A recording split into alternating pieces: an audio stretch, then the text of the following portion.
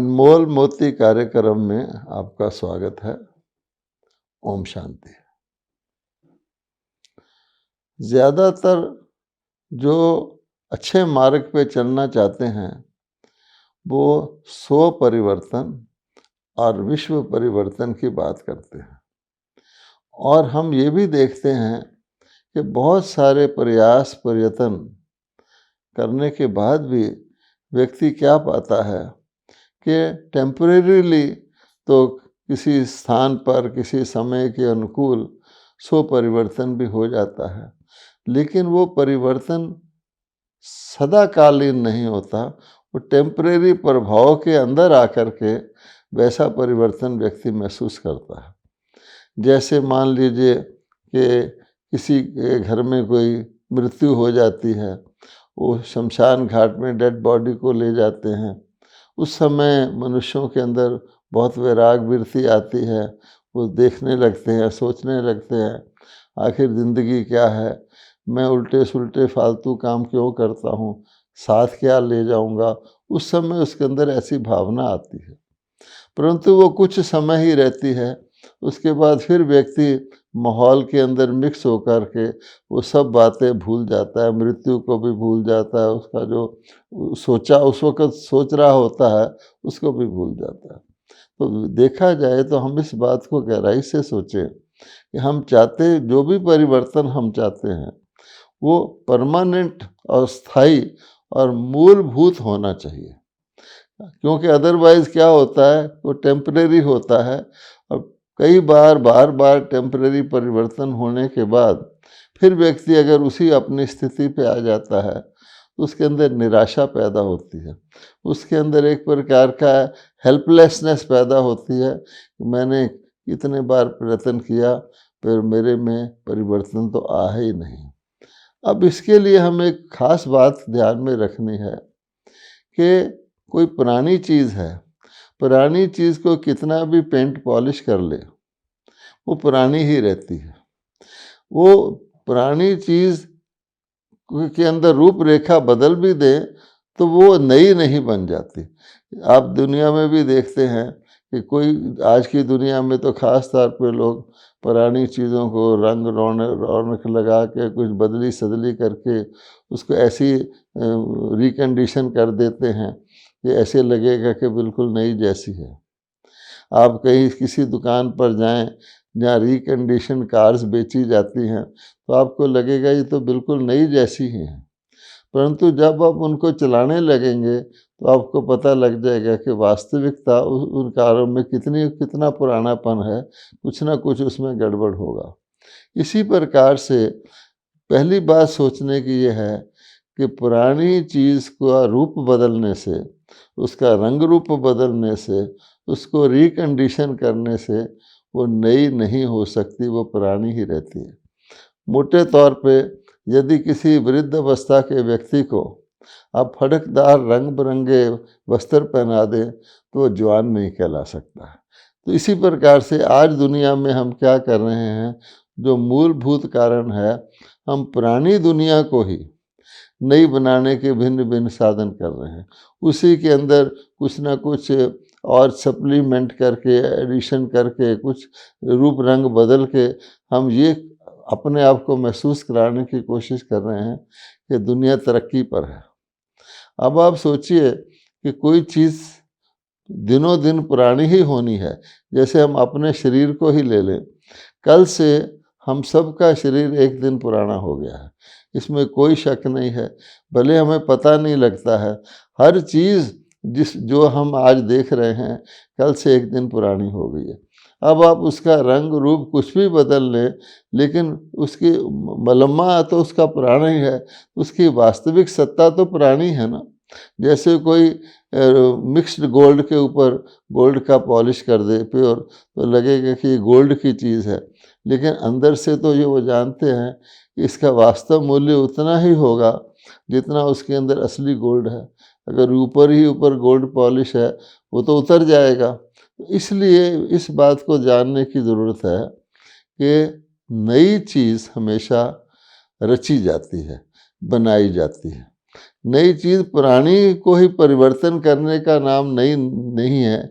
जैसे हम पुरानी दिल्ली के अंदर एक एरिया अलग से नया बना दें और कहें ये नई दिल्ली है, तो लेकिन पुरानी दुनिया में ही नई दिल्ली हुई ना, तो नाम उसका नई दिल्ली हो जाएगा। पुरानी दिल्ली में कुछ और तरह के बिल्डिंग्स होंगे, गलियां होंगी, इसमें कुछ अच्छी होंगी, लेकिन मूलभूत तौर पे जो आज की दुनिया के कष्ट हैं, दुख हैं, जो अशांतियां हैं, वो तो नई दिल्ली वालों को भी वैसी ही होंगी। इसलिए एक बात जानने की है कि नया हमेशा रचा जाता है, पुराना कभी रचा नहीं जाता है। चीज़ नई बनाई जाती है और पुरानी हो जाती है।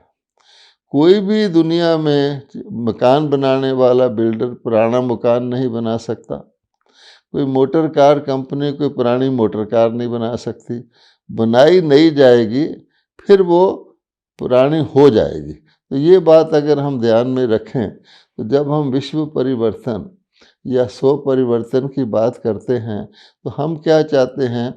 स्थायी तौर पे मूलभूत परिवर्तन हो जाए, अर्थात हमारे अंदर पुरानेपन का कुछ भी ना रहे और सब नया ही नया हो जाए। अब ये काम कौन कर सकता है? तो हम जानते हैं कि नई को रचने वाला कोई होता है। तो दुनिया में भी नई चीज़ बनाने की फैक्ट्रियां होती हैं। इस पुरानी दुनिया को नई बनाने वाला रचेता, बिल्कुल नई करने वाला परमात्मा है। तो हमें पहले तो ये रियलाइज़ और रिकॉग्नाइज करना चाहिए कि परमात्मा ही उसी को रचेता कहा जाता है, गॉड द क्रिएटर। बाकी सबको हम क्रिएशन कहेंगे। कई बार क्रिएशन में रचता के इतने गुण होते हैं कि मनुष्य को रचना देखकर रचेता याद आता है।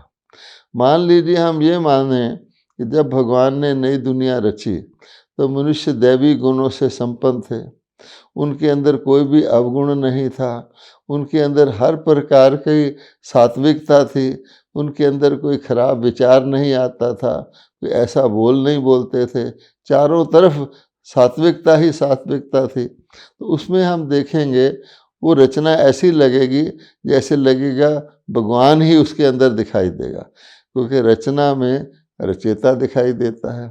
कोई बच्चे बहुत अच्छे होते हैं, अच्छे मैनर्स वाले, तो लोग पूछते हैं ये किसके बच्चे हैं।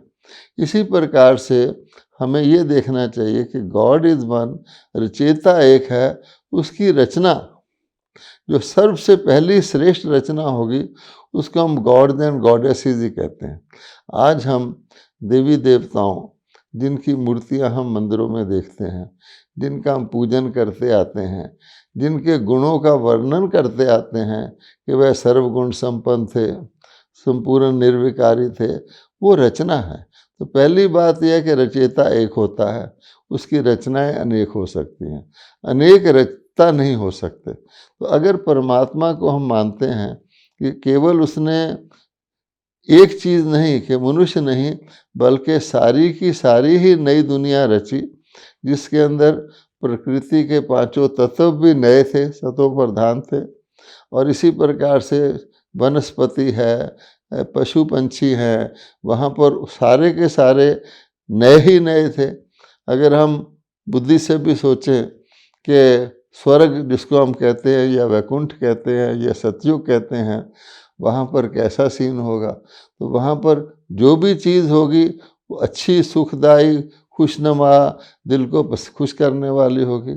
उदाहरण के तौर पे कोई सोच सकता है कि स्वर्ग में मक्खी मच्छर होगा या बिच्छू होगा, तो इसलिए आप समझ सकते हैं कि नए मैंने नया, और नए का रचेता परमात्मा है।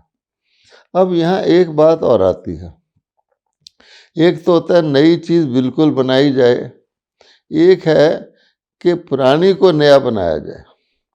पुरानी को ही चेंज करके परिवर्तन करना और बात है, क्योंकि हम ये भी जानते हैं कि सृष्टि चक्र अनादि चलता आता है, एक चक्रिक क्रम में चलता आता है, क्योंकि ये शाश्वत है। और शाश्वत वही चीज़ हो सकती है जो सदा चलती ही रहे, भिन्न भिन्न अवस्थाओं से गुजरे। जैसे मोटे रूप में हम मौसम का चक्कर कहते हैं, तो साल के अंदर आप जानते हैं गर्मी सर्दी बहार खज़ां आते हैं, अपने अपने टाइम पर आते हैं, लेकिन वो चक्कर चलता रहता है। और जब एक चीज़ आती है तो उससे नेक्स्ट उसके अपोजिट वाली आती है। जैसे हम कहेंगे अभी रात है तो नेक्स्ट अपोजिट दिन ही आना है, पक्की बात है। तो इस प्रकार से वो चक्र क्रम चलता रहता है। अब उसमें रचता का प्रश्न कैसे पैदा होता है? हम जानते हैं कि ये अनादि सृष्टि चक्र तीन अनादि सत्ताओं का ही आपस में खेल है। हम आत्माएं जिन्होंने शरीर धारण किए हुए हैं, ये अलग बात है कि सतयुग में हमारे शरीर सतोगुणी थे, कलयुग में हमारे शरीर तमोगुणी हैं। सतयुग में रोग शोक अकाल मृत्यु से मुक्त थे, आज उससे ग्रसित हैं। लेकिन आत्मा जो है वो तो वही है जिसने शरीरों को धारण किया है। तो आत्मा अनादि है और इस सृष्टि नाटक पर हम आत्मा रूपी एक्टर ही शरीर धारण करके एक्टिंग करते हैं, तो आत्माएं अनादि हो गई। दूसरी बात कि जिन तत्वों का ये शरीर बना हुआ है, ये जो कुछ यहाँ पर सामग्री हम देखते हैं इस धरती के ऊपर, जितने भी साधन देखते हैं प्रकृति के बने हुए हैं, प्रकृति भी अनादि है। सब जानते हैं matter is indestructible but it changes it's form, तो वो भी अनादि है। और फिर इसको रेगुलेट करने वाला परमपिता परमात्मा जिनको हम रचयिता कहते हैं, वो भी अनादि है। अब ये तीन अनादि सत्ताओं का अनादि विनाशी चक्र है, तो इसमें रचयिता का रोल अच्छी तरह समझना पड़ेगा कि परमात्मा ऐसे नहीं कि समथिंग आउट ऑफ नथिंग रच देते हैं, उन्होंने नई दुनिया रच दी, नहीं, वो प्राणी को ही नई बना देते हैं, लेकिन उसमें फिर प्राणी का नाम निशान नहीं रहता और नई बिल्कुल नई ही होती है। इसको हम कहा जाता है परिवर्तन। तो विश्व परिवर्तन अथवा स्व परिवर्तन का अर्थ है कि प्राणी का नाम निशान भी न रहे, यानी वो पॉइंट जहाँ पर आकर के दुनिया नई रची हुई बिल्कुल चलते चलते चलते चलते पुरानी हो जाए, उसमें कोई सार ना रहे, कोई सत ना रहे, मनुष्य उसमें जिए पर उनको सुख की तलाश में ही रहते रहें, उसको भगवान परिवर्तित करते हैं। पहले तो हमें इस बात को समझना होगा कि रचयिता परमात्मा ही इसको कर सकते हैं। तो पहली बात, वो इसके अंदर नहीं आएंगे, जो इससे बाहर है, जो इसके अंदर इस चक्कर में नहीं आता, जो रचना नहीं है, जो अकर्ता और अभोक्ता है, बिल्कुल इससे न्यारा रहता है, वही इसके प्रभाव से मुक्त रहता है और वही इसको चेंज कर सकता है। इसलिए अगर आप भगवत गीता के केवल एक श्लोक पर ध्यान दें कि भगवान बताते हैं कि मेरे कर्तव्य क्या है, क्योंकि ये भी जानना आवश्यक है कि परमात्मा के कर्तव्य क्या है। आजकल मनुष्य जो हैं ये नहीं जानते हैं। कोई कह देते हैं सब कुछ परमात्मा ही कर रहा है, कोई कहते हैं परमात्मा तो कुछ नहीं करता, वो तो साक्षी दृष्टा है, हम लोग करते हैं, हम अपना फल भोगते हैं। तो कर्तव्य को नहीं जानते। तो भगवान को अपने कर्तव्य भी स्वयं बताने पड़ते हैं कि मैं क्या करता हूँ क्या नहीं करता हूँ। अगर हम कह दें, जैसे आमतौर पे माना जाता है परमात्मा ही सब जगह है, तो फिर आप सोचिए परमात्मा ही कर रहा है, परमात्मा ही करवा रहा है, तो परमात्मा के कर्तव्य कैसे होंगे? अगर सब जगह है तो वहाँ पर गुण ही गुण होंगे, तो बात में हम नहीं जाते। भगवान कहते हैं परित्राणाय साधूनां विनाशाय च दुष्टतां, कि मैं उस पॉइंट पर आके सृष्टि चक्कर में परिवर्तन करता हूँ जिसमें दो कार्य मुझे करने होते हैं कि बुरे कर्म करने वालों का अर्थात बुराई का मैं खात्मा करता हूँ। ये नहीं कि बुरे कर्म करने वालों का ही खात्मा कर देता हूँ, क्योंकि कहा जाता है hate the sin not the sinner. किसी चीज़ से भी बुराई निकाल दो तो अच्छा हो जाता है। तो आत्मा के अंदर से खराबी निकाल दी जाए, आत्मा तो शाश्वत है तो अच्छी हो जाएगी। तो एक बात तो ये है कि बुराई का मैं नाश करता हूँ और उसके बदले उसकी बजाय मैं अच्छाई भर देता हूँ। अगर आप इसी बात को लें, परित्राणे साधु नाम के अच्छे लोगों को मैं तार देता हूँ और दुष्कृताम बुरे कर्म करने वालों का मैं विनाश करवा देता हूँ, तो इससे क्या पता लगता है कि वो पुराने को नया करते हैं और एक शब्द में हम कहें परमात्मा के रोल को और उसके रोल करने की सारी विधि को, एक शब्द में हम कह सकते हैं कि परमात्मा पतित पावन है। वैसे तो और इसका और भी डिटेल बयान किया जा सकता है कि पतित से पावन बनने के लिए ज्ञान चाहिए, गुण चाहिए, शक्तियाँ चाहिए, आदि आदि। लेकिन अगर मोटे रूप से किसी ने समझना हो कि परमात्मा का रोल क्या है और परिवर्तन जिसमें व्यक्ति का परिवर्तन आ जाए और विश्व का परिवर्तन आ जाए, तो परमात्मा पतित व्यक्तियों को अथवा पतित आत्माओं को पावन बनाता है। और क्योंकि वह सर्व आत्माओं का पिता है, सारी दुनिया का रचयिता है, इसको और एक्सटेंड कर लें तो परमात्मा पतित दुनिया को पावन दुनिया बनाता है। परमात्मा नरक को स्वर्ग बनाता है, दुख की दुनिया को सुख की दुनिया बनाता है। मनुष्य जो दानव बन जाता है उस मानव को वो देवता बनाता है। तो किसी भी तरीके से आप सोचेंगे।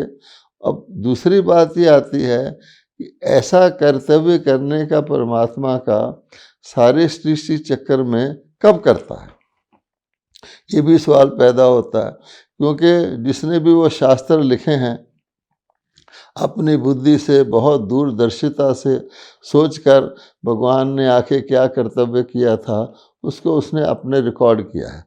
लेकिन उसमें वो क्या कहते हैं, एक तो कहते हैं यदा यदाय, यानी जब जब धर्म की गिलानी होती है, अर्थात दुनिया के अंदर पाप बढ़ता है, अनराइटियसनेस बढ़ती है, विकार बढ़ते हैं, जो भी आप कहें, बुराई बढ़ती है, खराबी बढ़ती है, दुख के कारण बढ़ते हैं, तो उसको कहा गया यदा यदाय, जब जब। और एक जगह क्या आ गया संभवामी युगे युगे, कि ऐसा काम युगे युगे होता है। इसमें भी लोग कंफ्यूज हैं। तो अगर आप इसको और गौर से देखेंगे तो आपकी समझ में आ जाएगा कि सारे सृष्टि चक्र में एक ही पॉइंट है। युग तो 4 बदलते हैं, लेकिन वो एक युग से दूसरा आ जाता है। मान लीजिए बच्चा बचपन से जवानी में आ जाए तो उसका सिस्टम बदल जाता है, जवानी से मिडिल एज में आ जाए, फिर वो बुढ़ापे में आ जाए, लेकिन मृत्यु और जन्म का समय एक ही होता है। इसलिए भगवान कहता है कि युग परिवर्तन ये जाहिर करता है कि धीरे धीरे जो नई चीज़ बनाई गई थी वो पुरानी होती है स्टेजेस में, जिसको हम कहते हैं सतो से रजो, रजो से तमोगुण आता है। या यूं कहें कि व्यक्ति बचपन से जुआ में जाता है, जुआ से बुढ़ापे में जाता है, लेकिन उसमें परिवर्तन नीचे की तरफ जाता है। जो भी चीज़ नई होगी दिनों दिन वो पुरानी होती जाएगी। अब मनुष्य कोशिश करेगा कि उस प्राणी को सप्लीमेंट करके किसी तरह से अपना काम चलाए। हर अवस्था की अपनी विशेषता होती है। अब बचपन की अपनी विशेषता होती है, लेकिन बचपन में इनोसेंस होता है। ओल्ड एज की अपनी विशेषता होती है, उसमें कई डिसेबिलिटीज़ आ जाती हैं, लेकिन व्यक्ति अनुभवी होता है। तो कहने का भाव ये है, बुढ़ापे की अपनी ग्रेस है, बचपन की अपनी ग्रेस है। परंतु अगर कोई बचपन में बुढ़ापे जैसी बातें करें या बुढ़ापे में बच्चों जैसी बातें करें तो फिट नहीं बैठता। तो कहने का भाव ये है कि भगवान जो कहते हैं मैं परिवर्तन लाता हूँ, वो कैसे लाते हैं। अब देखने की बात यह है, हमने मान लिया कि परमात्मा रचयिता है और वही दुनिया, नई दुनिया को रचते हैं, पुरानी को ख़त्म करते हैं। अब उसकी विधि क्या है, क्योंकि ये भी हमारी बुद्धि में आना चाहिए। ऐसे नहीं है कि किसी भी व्यक्ति को किसी भी युग में कभी भी वो पतित से पावन बन सकता है। पहले तो पतित बनना, कंप्लीट पतित बनते ही नहीं हैं।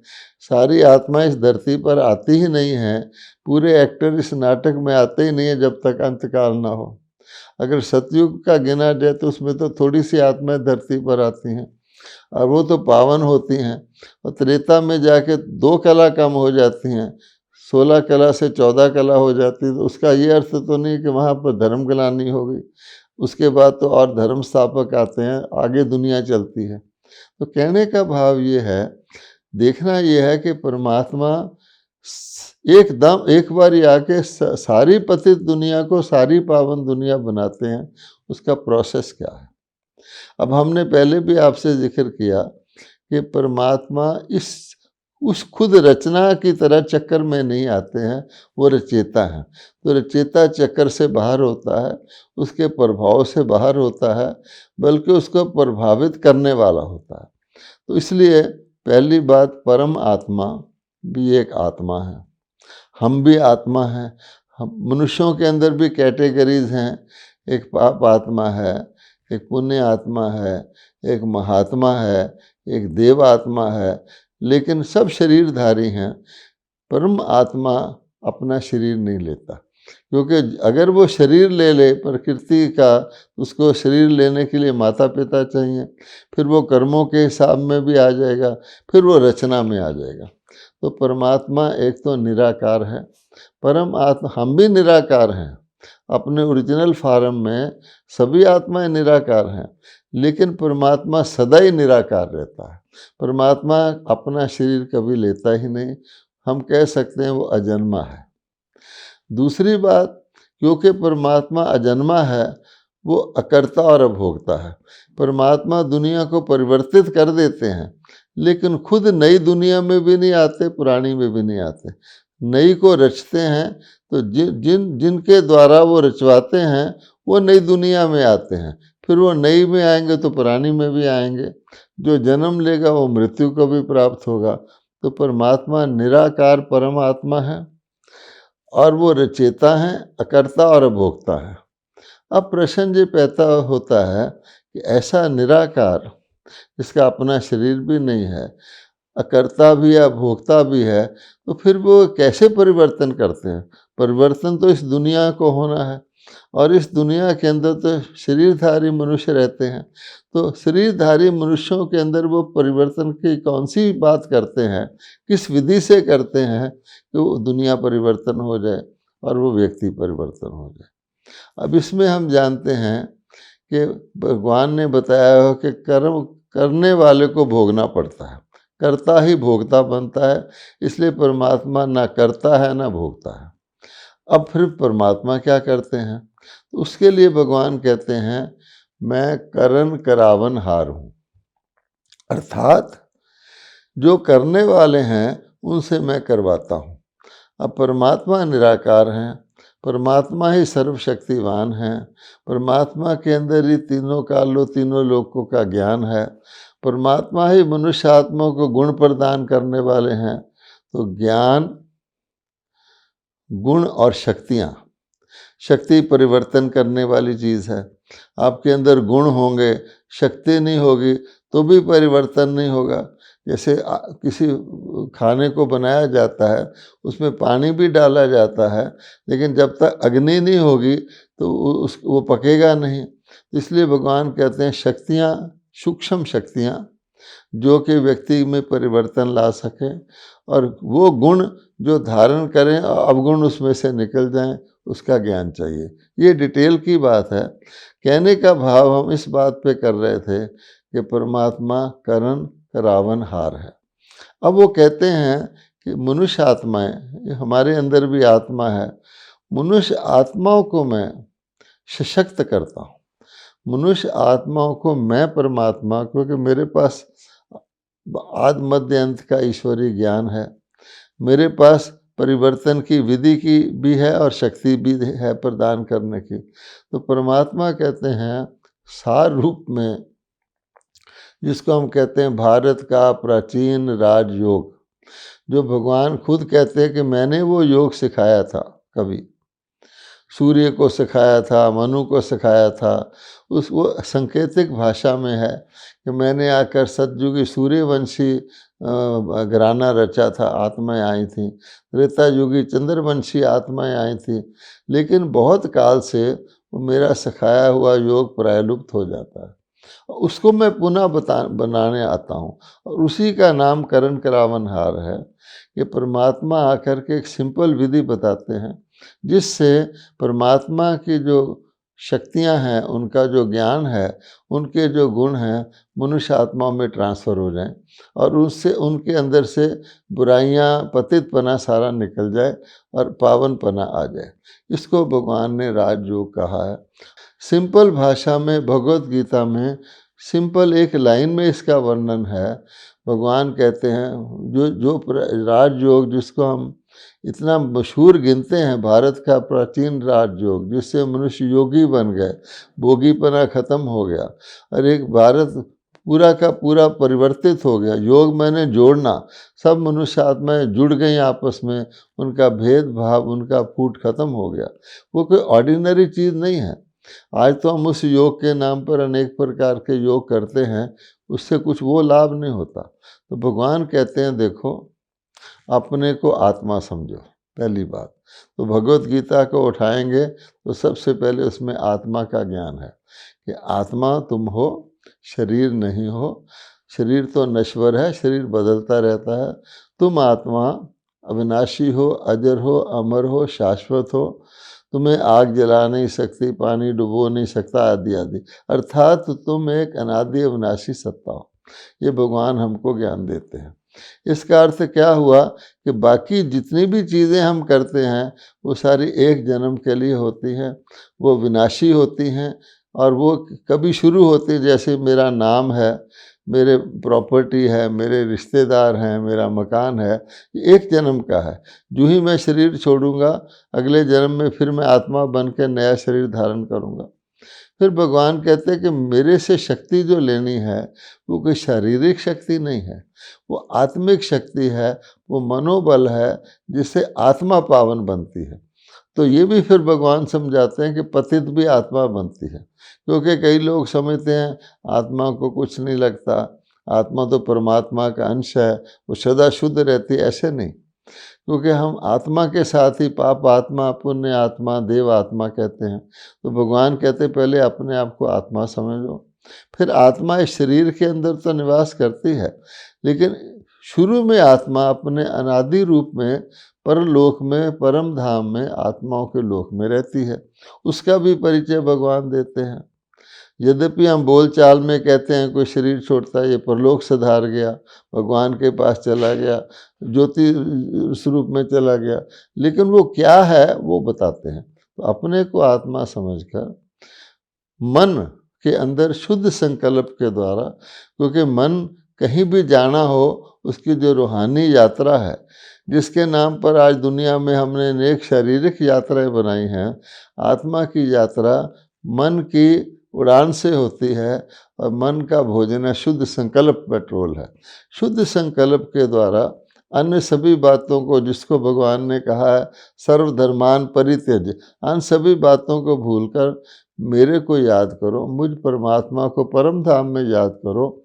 उससे क्या होगा, इस राजयोग से मैं तुम्हें मनोबल दूंगा, शुद्ध श्रेष्ठ शक्ति दूंगा, तुम्हारे अंदर श्रेष्ठ संकल्पों को धारण करने की विधि बताऊंगा। उस राजयोग के द्वारा आत्माओं में परमात्मा के द्वारा पवित्रता आती है, शुद्धता आती है, दैवी गुण आते हैं, अवगुण निकल जाते हैं। क्योंकि योग को अग्नि भी कहा गया, जैसे लगन की अगन होती है, तो अग्नि बुराई को ख़त्म कर देती है। हर चीज़ दुनिया की भी शुद्ध करनी हो तो अग्नि में डाली जाती है, सोने से मिलावट निकालना हो तो अग्नि में डाला जाता है। तो भगवान कहते हैं कि जो मनुष्य के अंदर पाप विकार है, उस अग्नि को भी मेरे योग की अग्नि से वो ख़त्म होते हैं। साफ साफ कहा है कि अगर तुम मन को मेरे में लगाओगे तो मैं तुम्हें पिछले सब पापों से मुक्त कर दूंगा, अर्थात वो भस्म कर दूंगा। ये प्रोसेस जो है परमात्मा का, वो एक, जैसे मैंने बताया, एक ही समय पे चलता है। वो वर्तमान कलयुग के अंत के समय, जब हम सब देख रहे हैं कि दुनिया में सार नहीं रहा, पतितपना बढ़ गया है, लोग एक दूसरे को मारने तो क्या सारी मानवता को भस्म करने के लिए परमाणु शस्त्र आदि बना चुके हैं। उस ऐसा नहीं कि उसमें आत्माएं खत्म हो जाती हैं। भगवान कहते हैं आत्माएं तो देखो मच्छरों की तरह मेरे पास वापस आ रही है। तो वो इस वक्त वो परिवर्तन का समय है। और अगर कोई इस राजयोग को सीख जाए तो करण करावनहार परमात्मा मनुष्य से देवता, नर से नारायण और कलयुगी से सतयुग बनाने का कार्य जो कर रहा है, उसमें हम हिस्सा ले सकते हैं। इस बात की अधिक जानकारी के लिए ब्रह्मा कुमारीज के किसी भी केंद्र पर जाके आप इसकी अनुभूति भी कर सकते हैं और इसकी विधि भी समझ सकते हैं। ओम शांति।